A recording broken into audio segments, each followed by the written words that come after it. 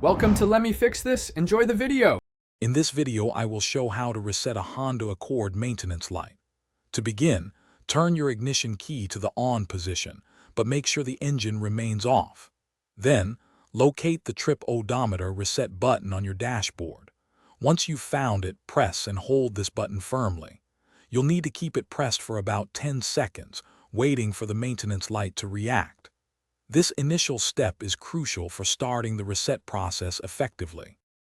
As you continue to hold the trip odometer reset button, you'll notice the maintenance light on your dashboard will start to flash. This flashing indicates that the system is recognizing your reset command. Keep holding the button steadily. After a few more moments, the light will completely turn off. This signifies that the maintenance reminder has been successfully reset. If the maintenance light doesn't reset on your first attempt, don't worry. Double-check that your engine is off and the ignition is only in the on position. Sometimes, a slight variation in timing can affect the process.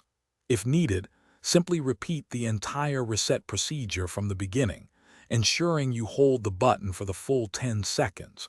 Your owner's manual can also provide specific details. Congratulations!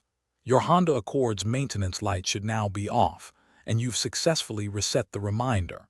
This easy method helps you avoid unnecessary trips to a service center, saving you both time and money.